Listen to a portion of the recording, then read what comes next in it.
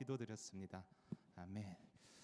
여러분, 제가 그 대학교 다녔을 때였을 거예요. 대학교 다녔을 때였는데 제가 다니는 학교가 기독교 학교였거든요. 제가 이제 기독교 교육과를 나왔는데 수업이 이제 그 기독교 학교였기 때문에 전체 이제 대학교 수업 중에 기본 교양 과목으로 채플이라는 과목을 꼭 누구나 다 들어야 됐어요. 그 학교에 다니는 사람이라면 누구나.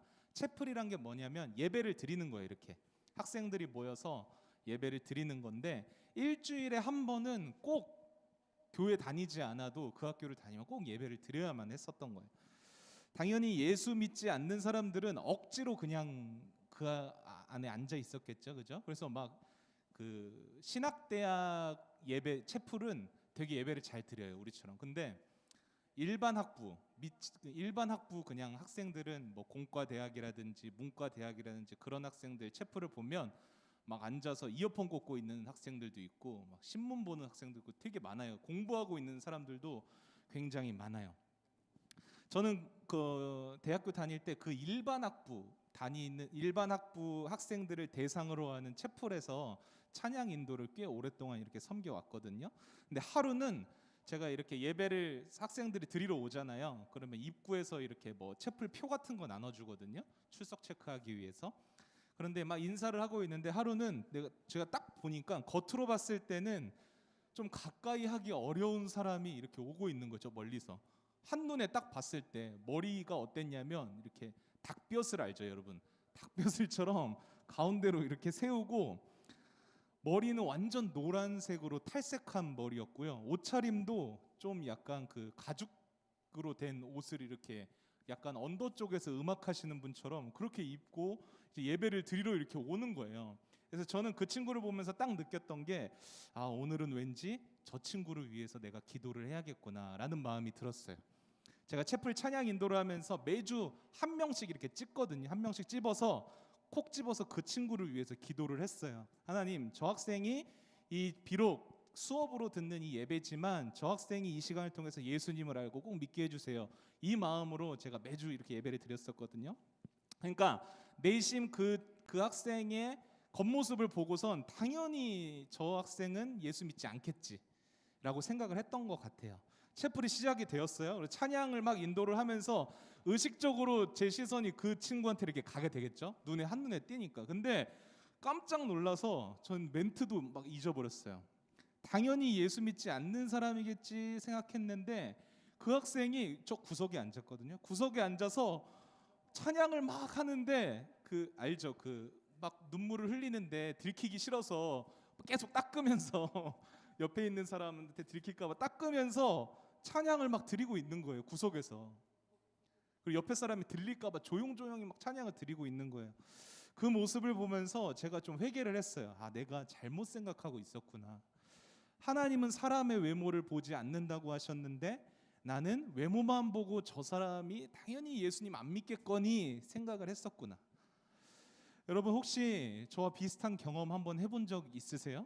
학교에서 알게 된 친구인데 그냥 겉으로 봤을 때는 하고 다니는 거 보니까 설마 쟤가 예수 믿겠어? 쟤는 예수 안 믿겠지 라고 생각했던 친구인데 알고 보니까 교회도 굉장히 열심히 다니고 뭐 학생부 회장이라더라.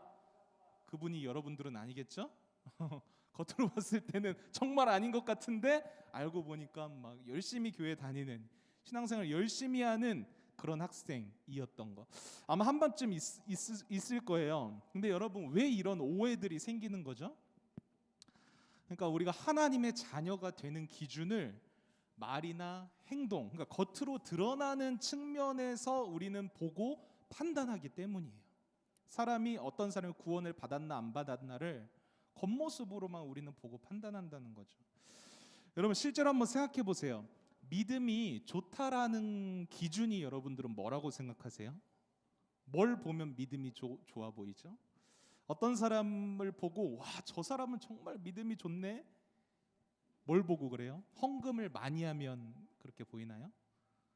아니면은 교회에서 정말로 열심히 일주일에 7번 다 교회 나와서 열심히 막 섬기고 봉사하는 사람 보면은 믿음이 좋아 보이나요? 아니면은 모든 예배에 빠지지 않고 나와서 정말 신실하게 예배를 드리는 사람이 믿음이 좋아 보이나요? 아니면은 여러분 죄를 짓지 않는 사람이 믿음이 좋아 보이나요?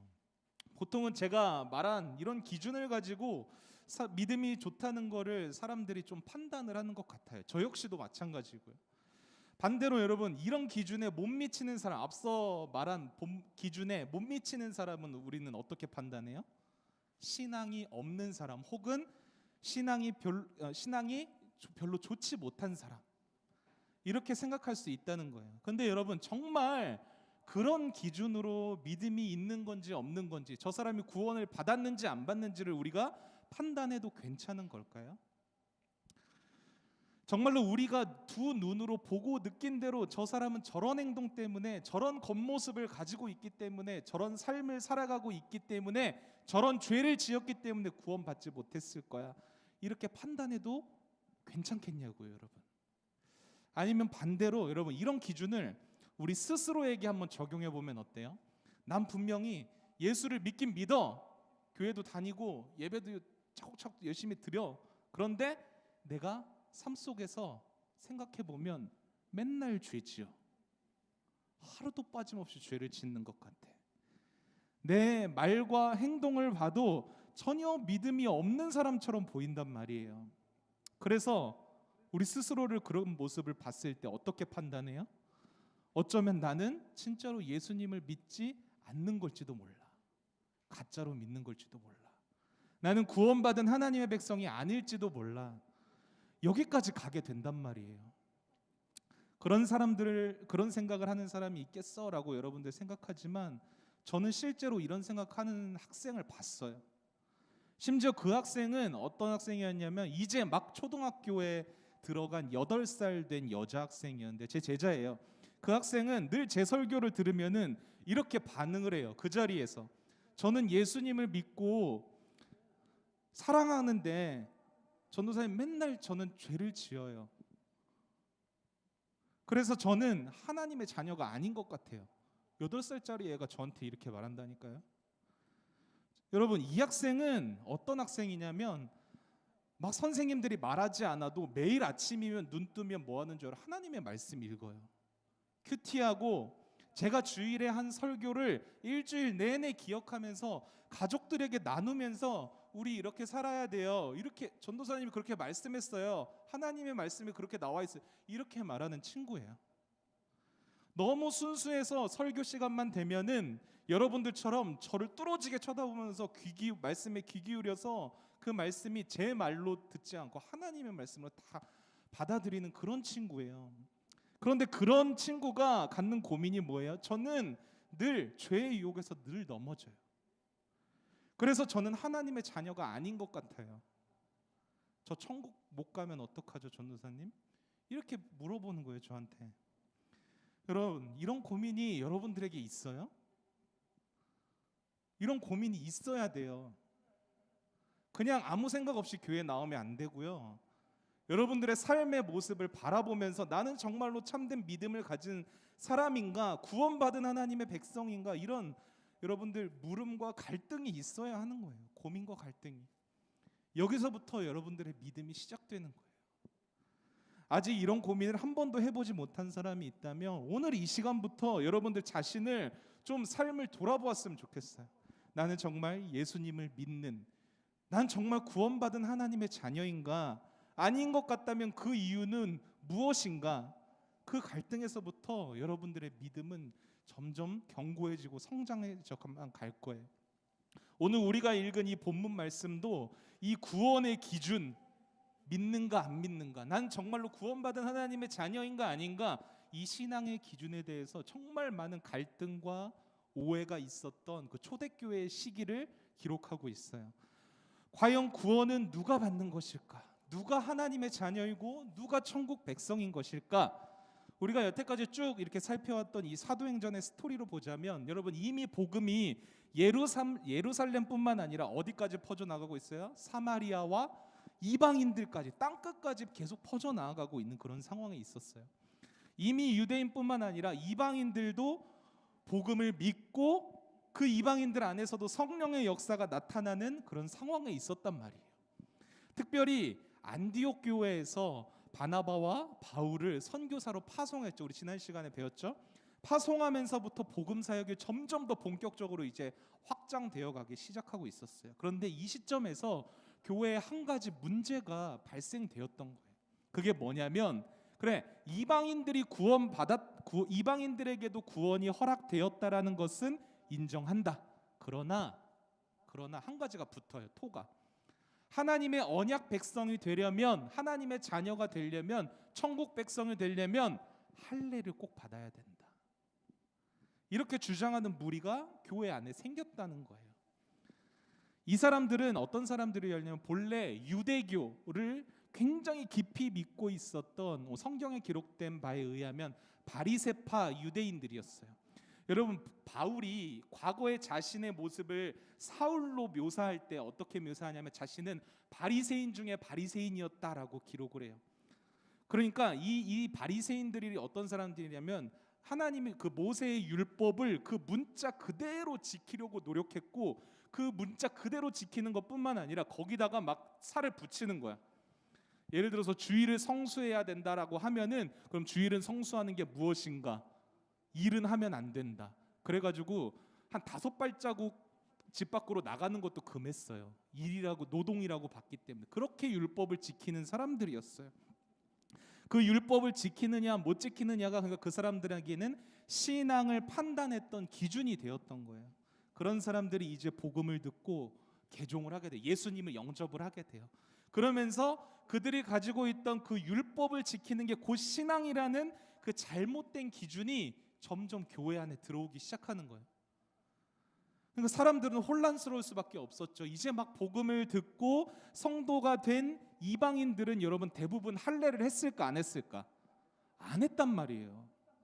할례가 뭐예요, 여러분? 남자들만 할 수 있는 건데 그 성기에 있는 표피를 제거하는 거예요. 오늘날로 치자면은 그 포경 수술을 하는 거예요. 그걸 왜 하냐면 하나님께서 그 유대인들에게, 언약 백성들에게 너희들은 나의 백성이다라는 표시로서 몸에다가 그 표가 드러나게 하는 거예요. 그 표시를 가지고 있어야만 하나님의 언약 백성이다라고 율법에 그렇게 나와 있었기 때문에 이 할례는 누구만 했어요? 유대인들만 했어요. 유대인. 그러니까 이방인들, 이제 막 복음을 듣고 예수를 믿는 이방인들은 할례를 안 했잖아요. 만약 그 사람들의 주장이 맞다면 할례 받지 않는 이방인들은 구원을 받지 못한 게 되는 거예요. 그죠? 바울과 바나바는 그런 잘못된 주장에 맞서서 굉장히 심각하게 논쟁과 토론을 벌이게 되었어요. 그 논쟁의 핵심이 뭐냐면 구원을 받기 위해서 예수님을 믿는 것으로 충분한지, 아니면 할례처럼 다른 추가적인 것을 우리가 해야만 하는지, 이것이 핵심적인 쟁점이었어요. 바울과 바나바는 어떻게 주장했냐면 복음의 핵심을 강조했어요. 복음의 핵심이 뭐예요, 여러분? 예수 그리스도를 믿으면은 구원을 얻는다. 그죠? 철저하게 믿음으로써 구원을 얻는다. 다른 건 필요 없다. 믿어야 된다. 이에 반해서 그 바리새파 유대인들은 어떻게 주장했냐면 구원받기 위해서는 하나님의 언약 공동체인 이스라엘 백성 안으로 들어와야 된다, 이렇게 얘기했어요. 그래서 그 들어오는 게 뭐예요? 할례를 해야 된다라는 거, 할례를. 여러분, 이 두 주장을 다시 한번 자세히 한번 생각해 보세요. 누가 옳고 그르다를 떠나서 구원이라는 이 하나님이 주신 진리에 접근하는 방식이 어떤지를 생각해 보세요. 구원을 얻는데 무엇이 필요한가? 누가 구원을 얻는가? 누가 천국에 갈 수 있는가? 이 문제에 대해서 바울과 바나바는 어떻게 접근하고 있어요? 복음으로 접근하고 있어요. 복음으로. 예수님의 말씀에만 집중하고 있어요. 왜죠? 이 구원을 성취하신 분이 예수님이시고 완성하신 분이 예수님이시기 때문이에요. 이 복음에만 집중해서 진리로 접근하고 있어요, 바울과 바나바는. 근데 반대로 할례가 필요하다 이 주장하는 사람들은 어떻게 접근하는 줄 알아요? 율법에 집중하고 있어요. 율법에, 행위에. 그것도 하나님이 제정하신 율법이 아니라 그 율법에 자신들의 생각을 더하고 더해서 수많은 규칙과, 사람이 만들어낸 규칙과 관습과 전통을 만들어냈는데 거기에 집중하고 있었다는 거예요.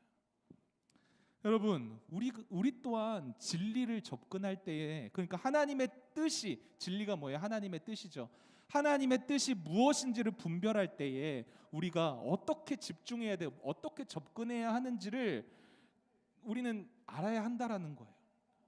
어떻게 접근해야 돼요? 진리에 접근할 때 하나님의 말씀에 근거해서 접근해야 된다는 거예요. 복음의 근거에서 그 진리를 찾아가려 했던 바울과 바나바처럼요. 그 하나님의 말씀에 어떤 인간적인 생각이나 경험이나 그런 것들을 덧붙이지 말고요, 하나님의 말씀에만 온전히 집중해서 그 말씀 안에 담겨 있는 하나님의 뜻이 무엇인지를 아는 것이 중요하다라는 거예요. 여러분들도 아마 느끼셨을 거예요. 말씀을 들을 때, 막 찬양을 할 때, 아니면 뭐 오늘 예배 가운데 설교 말씀을 들을 때 마음이 막 감동이 돼요. 처음에는. 그래서 나도 그렇게 살아야지, 나도 이렇게 해야겠다, 내일부터 이렇게 해야겠다, 이런 결단과 확신이 들었던 적이 아마 한 번쯤은 있을 거예요. 그런데 여러분, 조금 시간이 지나면은 그 마음과 생각이 어떻게 돼요? 처음에 내가 생각했던 그 다짐과 결단에 막 이유를 갖다 붙이게 돼요. 예를 들어서 막 말씀을 듣고 감동받아서 내일부터는 하루에 한 번씩 나는 기도해야겠다, 성경도 읽어야지, 내 친구 누구누구에게도 한번 복음을 전해볼까, 이런 마음이 들었다가도 조금 시간이 지나면 어떻게 돼요? 근데 하루에 한 번 기도하는 거 좀 빡센데, 나 못할 것 같은데, 그러면 한 일주일에 한 두 번만 해볼까? 학교도 가야 하고 공부도 해야 되는데 그냥 주일에만 가서 하자, 이렇게 된다는 거예요. 그 친구도 갑자기 내가 전도하면은 막 거부감이 생길 거야, 이렇게 합리화하게 되는 거죠. 이런 사람의 생각들이 막 붙기 시작하는 거예요. 그러면 어떻게 돼요? 처음 하나님의 말씀을 통해서 내가 결단했던 것들이 다 무너져 버리게 돼요. 여러분, 하나님의 말씀을 듣고 깨닫고 분별할 때요, 다른 인간적인 생각이나 경험 같은 거를 여러분들이 철저하게 배제시키는 게 중요해요. 우리의 생각을 잘라내야 돼요. 하나님의 말씀을 온전히 받아들이고 그 말씀을 우리가 온전히 순종할 수 있게끔 집중하는 것이 정말로 중요하다는 걸 여러분들이 기억했으면 좋겠어요. 여러분, 우리를 대적하는 사단은요, 우리가 하나님의 말씀에 집중하고 그 말씀대로 사는 걸 좋아할까요? 싫어할까요? 당연히 싫어해요. 이 사단은요, 절대로 말씀 앞에서는 꼼짝 못하는 게 사단인데요, 조금 빙 둘러서 우리의 약점을 막 가지고 집요하게 공격한단 말이에요. 어떤 인간적인 이유와 막 합리화를 시켜가지고 우리가 하나님 말씀대로 살지 못하도록 계속해서 방해해요. 이게 바로 사단의 전략이라는 거예요. 이럴 때일수록 우리는 어떻게 해야 돼요? 더 철저하게 하나님의 말씀에, 복음에 집중해서 살아가야 한다는 거예요. 어떻게 하는 게 하나님의 말씀에 집중하는 거예요? 잘 모르겠다 싶으면요, 제가 가장 쉬운 방법 하나 알려드릴게요. 어떤 선택의 순간이 딱 왔을 때 하나님의 뜻이 무엇인가 알고 싶다면 이렇게 한번 해보세요. 여러분들이 알고 있는 예수님이라면 이런 상황에서 어떻게 하셨을까? 예수님이라면 과연 이 상황에서 어떤 선택을 하셨을까? 그거를 먼저 여러분들이 좀 생각해 봤으면 좋겠어요. 내 생각과 기준 말고 예수님이라면 이런 상황에서 어떻게 하셨을까? 정말 작은 선택의 순간이라고 할지라도 여러분들에게 이 중심이 잘 잡혀 있고 이 훈련이 되어 있으면요, 하나님의 말씀에 우리가 온전히 집중할 수 있게 된다라는 거예요. 여러분, 이렇게 진리는요, 하나님의 말씀 안에 다 담겨 있어요. 복음 안에. 어떠한 관습이나 전통같이 사람에 의해서 만들어진 것은 절대로 이 진리를 이겨낼 수 없다라는 것을 여러분 기억해야 하는 거예요. 바울과 바나바가 주장하는 것과 또 이 바리새파 유대인들이 주장하는 것은 초대교회에 있어서 굉장히 중요한 결정을 내리는 거였어요. 그래서 이 안디옥 교회는 우리끼리 이 문제를 해결하지 말자, 그래서 어디로 이제 문제를 넘기게 되냐면, 초대교회의 가장 핵심적인 교회가 어디예요? 처음 교회가 만들어졌던 곳이 어디예요? 어디 교회예요? 서부제일교회예요? 예루살렘 교회예요. 예루살렘 교회. 예루살렘에서 120 문도들이 성령을 받았잖아요. 사도행전 제일 처음에. 그래서 예루살렘 교회가 가장 핵심적인 그 초대교회 원형 교회라고 말을 해요. 이 문제를 예루살렘 교회로 넘기자. 왜냐하면 그 예루살렘 교회 안에 그 초대교회에 굉장히 중요한 역할을 담당하고 있었던 사도들과 교회 지도자들이 다 모여 있었어요. 그렇기 때문에 그 문제를 이제 교회 지도자들에게 이 판단할 수 있도록 부탁을 하게 돼요. 그래서 바울과 바나바는 무려 400km나 떨어진 그 예루살렘 교회로 이제 향하게 됩니다.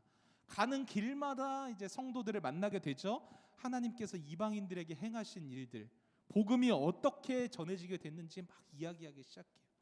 그 소식을 들은 성도들은 막 기뻐하면서 흥분하기 시작하죠. 그리고 이제 예루살렘 교회에 도착한 바울과 바나바는 이제 교회 지도자들이 주체가 된 한 공회에 참여하게 돼. 이게 그렇게 유명한 예루살렘 공회예요. 사도행전 오늘 15장의 핵심적인 내용. 이 예루살렘 공회에서는, 그러니까 회의예요, 회의. 공식적인 회의를 공회라고 하는데 두 의견에 대해서 회의를 진행하게 되었어요. 그 후에 베드로가 이 초대교회 굉장히 중요한 역할을 담당하고 있었는데, 베드로가 사람들이 다 모여 있는 공식적인 자리에서 일어나서 이야기를 하기 시작하는 거예요. 자신이 겪은 이야기들. 여러분, 우리가 몇 주 전에 들었던 말씀이기도 하죠. 베드로가 하나님께서 환상을 보여주셨어요. 그죠? 그래서 누구를 만나게 돼요? 이방인인, 모르면 안 되지. 이방인인 고넬료를 만나게 되었죠. 우리 몇 주 전에 들었던 말씀이잖아요. 고넬료를 만나게 되고 그 가족들에게 복음을 전하고 나서 그 온 가족이 예수를 영접하게 돼요. 그리고 성령이 임하게 되는 것을 베드로가 두 눈으로 보게 돼요. 그래서 그 일로 인하여서 그때 당시에 어떤 생각을 가지고 있었다고 했어요? 사도들이 아브라함의 혈통을 가진 유대인들만 구원을 받을 수 있다고 생각했는데, 그런 베드로의 생각이 완전히 깨지게 된 거예요. 그러니까 이번 일도, 오늘 이 쟁점 있죠. 쟁점. 할례를 받아야만 구원을 얻는다. 이번 일도 그동안의 관습을 따르지 말고 오직 우리는 복음에만 초점을 맞춰서 판단해야 된다. 나의 경우에도 그러지 않았냐, 이렇게 주장을 한 거예요, 베드로도. 그래서 그리고 이어서 야고보 사도도 일어나서 이제 말을 하기 시작하는데, 구약 성경 아모스서를 인용하면서 말을 해요. 우리 조상들의 때부터 지금까지 구원의 메시지가 쭉 선포가 되었는데, 이 메시지는 우리 유대인들뿐만이 아니라 이방인들에게도 적용이 되었습니다. 주님의 이름을 부르는 모든 자들에게는 구원을 얻을 거라는 이 복음의 메시지는 할례 받지 않는 이방인들에게도 해당되는 것이었습니다. 이렇게 주장을 하는 거예요. 여러분, 예루살렘 공회의 결론은 뭐였어요? 예수님을 믿는 것. 이 믿음 하나만으로 완전하고 충분한 구원을 얻을 수 있다. 이렇게 확정을 딱 지은 거예요. 어찌 보면 당연하고 단순한 이 결정은 여러분 굉장히 중요한 내용을 담고 있다는 걸 알아야 돼요. 그게 뭐냐면, 여러분, 구원의 유일한 조건이 뭐라고요? 구원받을 수 있는 유일한 조건이 예수님을 믿는 믿음. 예수님을 믿는 믿음, 이 하나만 있으면 구원을 얻을 수 있다. 여러분, 이 말이 갖는 의미를 잘 생각해야 돼요. 예수님을 믿는 믿음. 이 믿음이 의미하는 게 뭘까요? 믿음이라는 사람이 이렇게 믿는 이 믿음이라는 행위가 중요한 게 아니라, 그러니까 우리가 믿는 것이 중요한 게 아니에요. 믿음이라는 것은 믿음의 대상이 누구인가가 굉장히 중요해요. 믿음이라는 것은 아까 얘기했죠. 예수님을 믿는 믿음이에요. 우리에게 있는 믿음이 아니라. 조금 어렵게 느껴질 수도 있는데 여러분들이 이걸 잘 분별해야 돼요. 좀 집중해서 들어야 돼요. 예를 들어서 여러분, 맨날 거짓말을 밥 먹듯이 하는 사람이 있어요. 그리고 자기 일을 정말로 착실하게 하고 한 번도 거짓말을 하지 않는 그런 사람이 있어요. 이 두 사람이 한 사건을 보고 서로 다른 말을 해요. 여러분들은 누구의 말을 듣겠어요? 믿겠어요? 맨날 거짓말하는 그 친구의 말을 믿겠어요? 당연히 안 믿죠, 그죠? 평상시에 착실하게 생활하고 거짓말을 하지 않는 그 친구의 말을 믿는 거예요. 당연히 그럴 수밖에 없는 거예요, 그죠? 이처럼 여러분, 믿음이라는 것에 있어서 가장 중요한 게 뭐냐면, 우리가 가지고 있는 이 믿음이라는 게 중요한 게 아니라요, 그 대상이, 우리가 믿는 대상이 정말로 믿을 만한 분인가, 믿을 만한 대상을 정말로 합당하게 우리가 신뢰하는가, 이것이 바로 믿음이라는 거예요. 여러분, 예수님을 왜 믿어야 돼요? 믿는 이유가 뭐예요? 예수님이 진리이기 때문이에요. 신실하시기 때문이에요. 신실하단 말은 변함없이 꾸준히, 예수님은 거짓말을 하지 못하세요. 그분이 이 땅에 오셔서 하신 모든 일들은 하나도 거짓이 없기 때문이에요. 그분이 십자가에서 죽으시고 부활하심으로써 완성하신 그 구원이 완전한 구원이기 때문이에요. 그 구원이 모든 믿는 자들에게 주어지는 하나님의 선물이요, 은혜라는 것도 순도 100% 진실이기 때문에, 그렇기 때문에 우리는 예수님을 믿는 거예요. 신뢰하는 거예요. 여러분, 예수님이 맨날 거짓말만 하는 분이고 십자가에서 죽고 부활하셨다, 다 뻥이다, 그럼 우리가 믿어요? 안 믿죠, 당연히. 예수님이 이런 믿을 만한 분이기 때문에, 신뢰할 만한 분이기 때문에 우리는 믿는 거예요. 이게 중요해요. 이게 성경이 말하는 믿음이에요. 그래서 믿음에 있어서는 대상이 정말로 중요해요. 무엇을 믿느냐 뿐만 아니라 이 믿음이라는 것은 우리의 의지대로 믿어지는 게 아니라는 것을 알아야 돼요. 이게 무슨 말이냐면, 내가 믿고 싶다고 해서 믿을 수 있는 게 아니라는 거예요. 믿고 싶어서 믿는 게 아니다. 믿는 대상이신 예수님께서, 믿음의 대상이 중요하다고 했죠. 그 예수님께서 우리에게 믿음을 주셔야만 우리는 믿을 수 있다는 것도 여러분들이 알아야 돼요. 그래서 성경은 믿음의 주인을 누구라고 말하냐면 예수님이라고 해요. 믿음의 주인. 여러분, 제가 방금 얘기한 이 두 가지가 구원에 있어서 굉장히 중요한 내용이에요. 이 두 가지 구원의 내용을 한마디로 표현하자면, 우리가 얻은 구원의 근거는 어디에 있는 거예요? 오직 예수님께 있는 거예요. 우리가 얻은 구원의 근거는 누구에게 있다? 예수님에게 있다. 여러분, 구원의 근거가 예수님께 있느냐 아니면 우리에게 있느냐, 이게 정말 중요해요. 여러분, 만약 구원의 근거가 조금이라도 우리에게 있다면 어떻게 될까요? 뭔가 우리가 할례도 받아야 되고 율법도 지켜야만, 착하게 살아야만 구원을 받을 수 있다. 우리의 삶의 모습에서 구원받을 만한 어떤 조건이 충족되어야만 구원을 얻는다면 어떻게 될까요, 여러분? 이 세상에 구원받을 수 있는 사람 한 사람도 없을 거예요. 그렇죠? 한 사람도 없을 거예요. 모든 사람은 겉으로 봤을 때는, 우리도 여기 우리 기찬말 학생들 한 사람 한 사람 겉으로 보면은 다 멀쩡해요. 다 멀쩡한데 그 속에는 뭘로 가득 차 있어요? 모든 사람은 속에 죄로 다 가득 차 있다는 거예요. 죄로. 죄덩어리들이에요. 죄덩어리들. 모든 인간은. 그 누구라도 죄의 유혹에서 이겨낼 수 있는 사람은 이 세상에 여러분 존재하지 않아요. 다 걸려 넘어져요. 죄의 유혹이 찾아오면. 율법을 온전히 지킬 수 있는 사람이 있어요? 없어요. 실패했어요. 율법은. 율법 자체가 불완전하다는 게 아니라 율법을 주셨으나 우리가 그 율법을 지키는데 실패했다는 말이에요. 사람의 눈을 속일 수 있겠지만 하나님의 눈은 절대로 속일 수 없어요. 여러분, 하나님 앞에 섰을 때 누가 당당하게 주님 나는 구원받을 만한 사람입니다, 이렇게 누가 말할 수 있겠어요? 그러나 여러분, 구원의 근거가 우리에게 있지 않고 예수님께 있다라면은 이 얘기는 달라져요. 그렇죠? 죄의 유혹에 우리가 걸려서 넘어지더라도, 맨날 죄를 짓더라도 구원의 근거는 완전하신 예수님. 그 예수님이 어떤 분이에요? 율법의 모든 조건을 다 완전하게 이루신 분이에요. 그 예수님께 구원의 근거가 있다면 그 예수님의 이름으로 우리 같은 죄인들도 구원을 얻을 수 있는 거예요.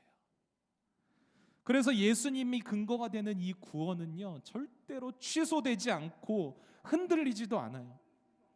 한번 예수님이 주시는 믿음으로 구원을 얻은 사람은요, 인생 속에서 그 어떠한 실패를 경험할지라도, 그 어떠한 악한 죄를 짓더라도, 심지어 예수님을 배반하고 돌아설지라도 우리 주님께서 다시 회복시켜서 돌아오게 하시고 구원을 완성시키신다라는 거예요. 그래서 우리가 한번 정말 진실되게 예수님을 영접하고 믿고 하나님의 자녀라는 그런 확신을 갖잖아요. 그 구원은 절대로 흔들리지 않아요, 여러분. 내가 실수해도 죄지어도 여러분들 그 구원은 절대로 취소되지 않아요. 정말 놀랍지 않아요, 여러분? 구원이면 그냥 구원이지. 이처럼 완전하고 실수 없는 구원이 여러분 이 세상에 어디에 있겠어요? 도대체 우리가 뭐길래, 우리 같은 사람, 이 죄인이 뭐길래 하나님께서 이런 은혜를 허락하시는 것일까요? 그래서 여러분, 예수님의 십자가의 구원은 이해할 수 없는 위대한 사랑이라고 표현하는 거예요. 이 위대한 사랑과 은혜를 받은 자들이 누구예요? 저와 여러분들이에요. 그래서 이 예수님께서 주신 믿음으로 말미암아 얻은, 예수님의 근거한 구원을 얻은 우리들은요, 우리 자신의 연약함과 우리 자신의 지었던 그 죄악들과 우리 자신의 그 행위에 얽매이면서 살아서는 안 되는 거예요, 여러분. 여러분, 죄 지었다고 해서 하나님 얼굴 어떻게 보지? 여러분, 집에서 조금 엄마 아빠한테 잘못하면은 엄마 아빠 얼굴 보기 좀 힘들죠, 그죠? 피하게 되잖아요. 괜시리 피하게 되잖아요. 나 죄 지었는데 하나님께 어떻게 예배드리지? 오늘은 좀 예배 쉬어야겠다. 이러면 안 된다라는 거예요. 우리 자신에게 있는 연약함에 얽매이는 삶을 살아서는 안 되는 거예요. 왜요? 구원의 근거는 예수님께 있기 때문에, 그 구원은 절대로 흔들리지 않는 구원이기 때문에. 예수님을 믿는다면서 열심히 교회 다니면서도 늘 뒷걸음치는 그런 사람들이 있어요. 그런 사람들 여러분 어떻게 신앙생활하는 줄 알아요? 맨날 회개만 해요. 맨날 주님, 제가 또 이런 죄를 지었습니다. 이래도 저 사랑하시죠? 막 불안하고 죄송스러운 마음만 가득해서 앞으로 나아가질 못해요. 성장하지를 못해요. 여러분, 우리는 예수님께 근거를 둔 구원을 얻었잖아요. 그게 무슨 말이냐면 우리의 행위나 실수나 죄악으로 인해서 구원이 절대로 흔들리지 않는다는 말이에요. 여러분, 그 어떤 자녀가 잠깐 실수했다고 부모님께서 호적에 파면 어떡하지? 나 손절하면 어떡하지? 그 어떤 자녀가 이런 생각을 하겠어요? 이런 걱정하는 사람 자녀 없잖아요. 그냥 잠깐 혼날 거 각오하고 부모님께 가서 이런 죄를 지었습니다, 실수를 뉘우치고 회개하고 다시 부모님의 자녀로 당당하게 살아가면 된다는 거예요. 이게 바로 예수님께 근거를 둔 완전한 구원을 얻은 우리 하나님의 자녀들이 살아가는 삶의 방식이에요. 취소되지 않고 흔들리지 않는 그 구원의 근거에서 우리는 어떻게 살아야 돼요? 늘 앞으로 전진하는, 성장하는 신앙생활을 해야 된다라는 거예요. 여러분, 우리가 믿는 이 기독교에 굉장히 귀중한 구원에 대한 교리가 있는데요. 교리라고 하니까 좀 어려울 것 같은데, 성도의 견인이라는 교리예요. 성도의 견인. 여러분, 견인이라는 말 어디서 들어봤어요? 견인차라고 들어봤죠? 견인차. 사고 나면은 막 차가 와가지고 뒤에 이렇게 철컥 걸고 끌고 가잖아요. 그게 견인차예요. 아무리 망가진 차라도요, 견인차에 의해서 견인차가 오면요 목적지까지 갈 수 있어요. 이처럼 하나님께서는요, 예수 그리스도를 믿는 성도들, 저와 여러분들을 목적지인 하나님의 나라에 갈 때까지 우리가 어떠한 실수를 하고 망가질지라도 우리를 보호하시고 지켜주시고 인도하시며 우리의 인생을 끝까지 지켜주신다는 사실을 여러분들이 꼭 기억해야만 해요. 그 과정에서, 그 하늘나라로 가는 과정, 목적지까지 가는 과정에서 우리가 어떤 실수를 한다고 해도 우리는 하나님의 자녀된 이 귀한 은혜를 결코 빼앗기지 않아요. 하나님의 선하심, 인도하심 가운데 하나님의 나라를 보게 될 거예요. 결국에는 보게 될 거예요. 그렇기 때문에 여러분, 결코 불안해하지 마시고 좀 자유하게 살아가세요. 하나님의 자녀됨을 누리면서 살아가세요. 다다음 주에 시험이라면서요. 막 불안해하고 쫄리고 막 그렇게 살지 마세요. 여러분들의 인생은 하나님께서 견인해 가실 거예요. 하나님의 나라에서 그 하나님과 함께 영광을 바라보는 그 날로 그때로 우리를 이끌어 가실 거예요. 시험 조금 못 보면 어때요? 그렇다고 공부하지 말라는 말은 아니에요. 여러분들의 꿈과 목표를 위해서 열심히 공부하세요. 그러나 성적에 얽매여서 그렇게 살지 말라고요. 하나님이 나에게 완전하고 흔들리지 않는 구원을 허락하시고 하나님의 자녀로 삼아주셨다라는 이 은혜만 여러분 기억하세요. 그리고 당당하게 나는 하나님의 자녀야, 자녀야, 이 사실을 기억하면서 그것을 누리면서 살아가세요. 그래서 주님 주신 믿음으로 얻은 구원이면, 이 구원이면 주님 저는 충분합니다, 저는 이 구원이면 만족합니다, 이 고백으로 여러분들이 인생을 살아갈 수 있기를 예수님의 이름으로 부탁을 드릴게요.